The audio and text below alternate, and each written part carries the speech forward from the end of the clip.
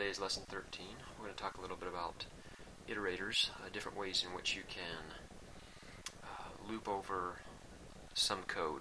So there are several different ways to do it in C#. One of the most basic ways in which people first start doing it is with just a for statement. Basically, a for statement looks like this right here.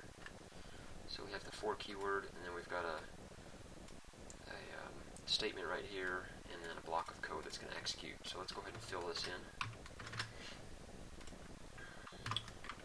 And I'll explain what it means here in a second.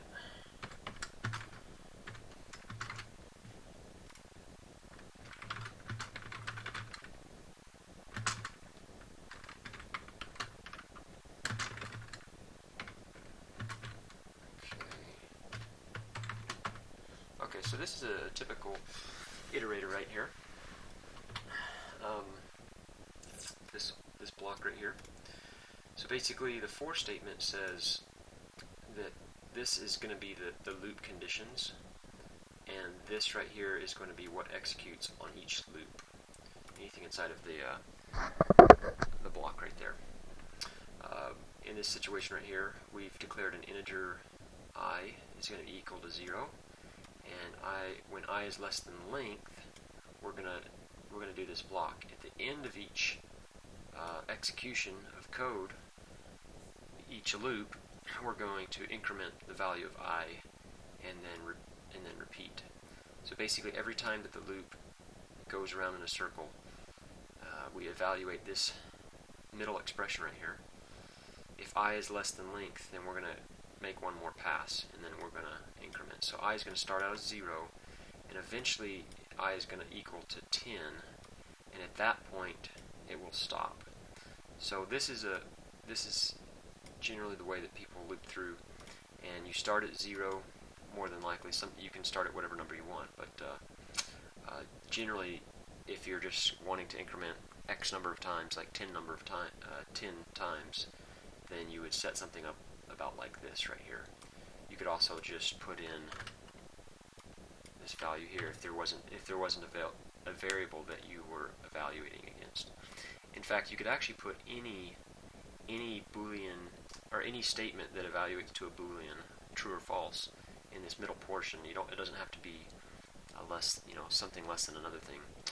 It could be if something is true, then do this. But it's generally for a for loop. You generally know how many times that you want it to loop through, and you just go ahead and declare that right here.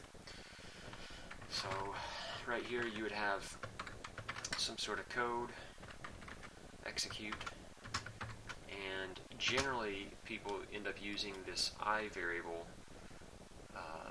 that's being incremented each time for some piece of the code. They generally are looping through an array or doing something with it.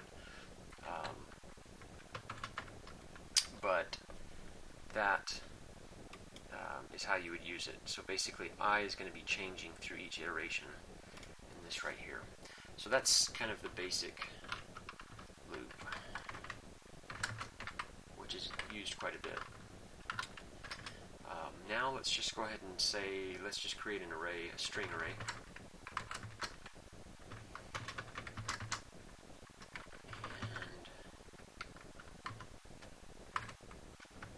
And initialize it with some variables.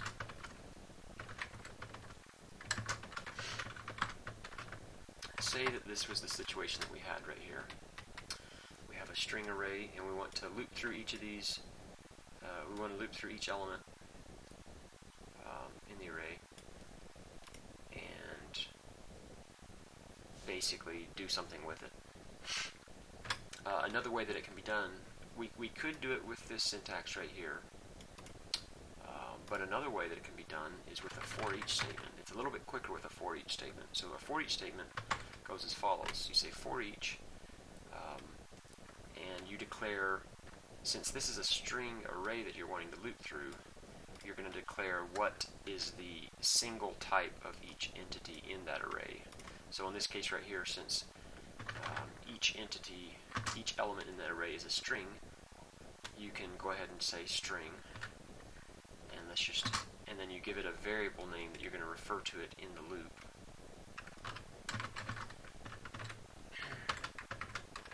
follows. So for each string s in string array, so basically in this for each block, we're going to refer to each string in here as the variable s. So now instead of it being s array I, you want co-complete's kind of, yeah. So instead of being something like this, where you would have that up in like a for block right here, where you'd be passing it the value, you can basically refer to each one as s. So if we did console write line s, this would print out each one of these elements in this array right there. So this is generally used. I like to use this whenever possible, because it's much quicker than this right here. Notice that the difference between the two is that on this one up here we have access to this I variable, which allows us to figure out which iteration in the loop we are in. This one right here, we don't have access to it. You can pull some tricks to basically create something. Like you could create a variable up here, and you could increment it if you wanted to. That'd probably be the easiest way to do it. But generally, if you're going to do something like that, you would use this. Basically, you wouldn't use the for each loop, because the for each loop is generally used when you do not want access to which loop you're in. You know, what number of the sequence you're in. Okay, there's another one, and it's a while statement. And basically, let's see here. Let's just create another one here. So say we have some sort of thing here. While x is less than 10, we're going to perform some code. So this is a while loop right here. So basically the while loop is going to continue to execute as long as this remains true. If this ever turns into false, then it will stop executing. So if we did something like this as follows,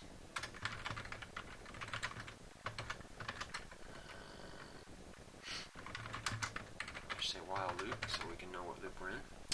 So if we do this, then basically this is going to execute one time. So x is equal to 0, so x is less than 10, so that's true. So while x is less than 10, we're going to go ahead and execute this code. Well, at this line right here, x becomes 11. Now, when it comes back around, it evaluates again. It'll say 11 less than 10. That's false, and so it will finish the loop. The loop will no longer execute. It'll just execute the first time. And there's another way that you can do these while loops. There is a do while, which is kind of funny looking. Generally not used a whole lot, but in fact I don't use it that much at all, so we'll get the syntax right here in a second. Should put something in there. Okay. So basically this do while, the first time that it passes through, there's no statement up here to evaluate. So basically it executes the first time without any conditions, and then after the first iteration through, it checks to see if this is still true. If this is true, it executes one more time. So the reason why you might want to do a do while is if you want it for sure to execute once and then maybe more times, then you could do this do while. Generally though, you can use one of these other methods to kind of fill in the gaps. I don't see a lot of do whiles in code, but from time to time it can be useful.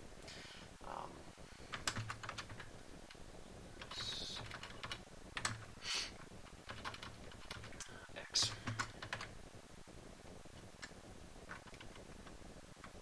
X equals 11. Just say that right there. Okay. Actually, X is going to be greater than that, so let's just write something out here.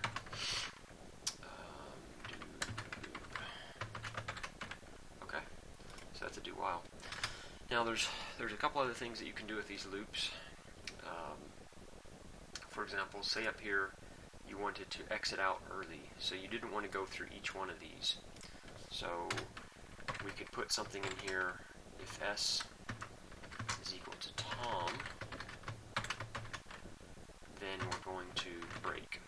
Now what break will do is break will figure out which loop we're in, and it will break out of it. So if we were nested inside of two loops, in this situation we've just got one loop, but if we had another loop that this for each was also nested in, it would break out of the first one, but not it would break out of the current one that it's in, but not the original base for each loop. So that's a way in which you can kind of short circuit the loop that you're in. There's another way that you can also change the flow of control. And let's go ahead and put that right here. So let's just say if I is greater than 5, whoops, and we're going to continue. So continue is another keyword that is used to change the flow of control for an iterator. What continue does, continue is a little bit different than break. Continue won't break out of the for loop, but what it does is it breaks out of the current iteration. So when this thing hits, it says, oh, okay, I'm done with this block. I'm gonna go check out I'm gonna go to the next one. So it'll increment I, and then it will evaluate this, and then continue on with the code.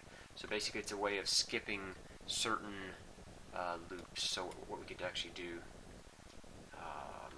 we could just say if I is equal to 2, or I is equal to 5. So if we wanted to skip loops 2 and 5, and we didn't want to print those out, then we could do a statement like this. Continue would happen, and it would pick back up. It would keep continuing on, but it would obviously short circuit those two right there. Let's go ahead and take a look and see what this stuff does, just for kicks. Print it out right here. And here is the results. Loop 0, 1 to loop 0, 1. We're missing the 2 because of this statement right here. We're missing the 5 because of the next one. Let's see if there's anything else interesting. We have John and Tom. We didn't hit Jerry because of this break right here. Remember that once s is equal to Tom, which is the second one through, then we're going to break, and we're no longer going to continue to write the line. And then just down here, we've got this while loop, and we did a right instead of a right line. See, there's no carriage return. The while loop just occurs once. Same with the do loop. The do loop occurs once because of this condition is met. Alright, well, hopefully you learned something about iterators that you can use when you use them in your own code.